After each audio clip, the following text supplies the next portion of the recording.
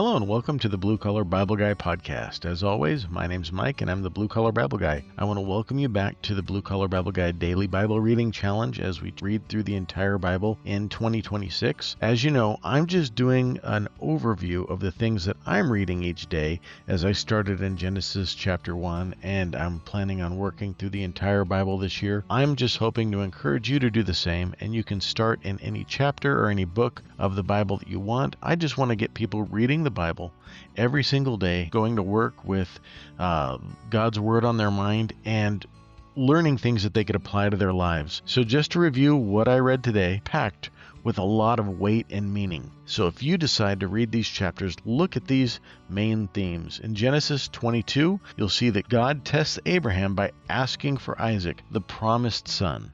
In Genesis 23, Sarah dies and Abraham purchases a burial place, anchoring his family in the land that God promised. In Genesis 24, a wife is found for Isaac, and we see God's guidance worked out through faithful obedience. These chapters move through testing to loss to provision, the rhythm most working people recognize. The key verse we want to look at here in chapter 22 and verse number 8 says, "My son, God will provide himself a lamb for a burnt offering."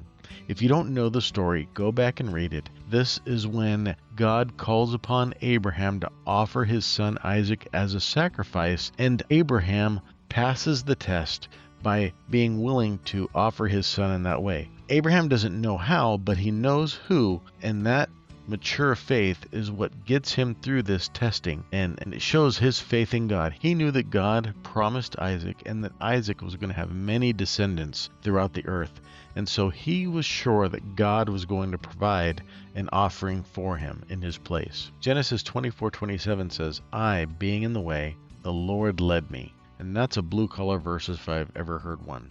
It's not flashy, it just shows faithfulness while doing the work that's placed in front of you. So every day when you're working, make sure you're living faithful for God. You're following principles in the Bible and making wise decisions, because you know that your faithfulness is going to be what leads you in whatever work you're doing, and you'll be a witness for God. One thing that really stood out to me in these chapters is that God often reveals his provision at the last possible moment.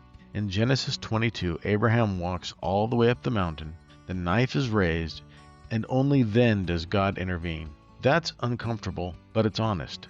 God doesn't test Abraham to break him. He tests him to reveal his faith and to show that God himself is the provider. Then in Genesis 24, we see the other side of faith. Quiet obedience, long days, ordinary decisions, and God guiding the whole thing. In our long days at work, we can have faith knowing that God is our guide. We can have faith knowing that even if we don't see things are happening, God is putting things in movement in our lives. Most of us don't live on mountaintops. We live in routines, clocking in, doing the job, carrying responsibilities, filling out paperwork, answering to our employers, trusting God while still showing up. Genesis 22 reminds us that faith sometimes costs us deeply. Genesis 24 reminds us that faith is often lived out in simple obedience. You don't have to see the whole plan.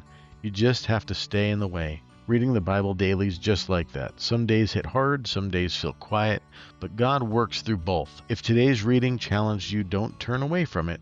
If it encouraged you, don't forget it tomorrow. I'd love to hear from you.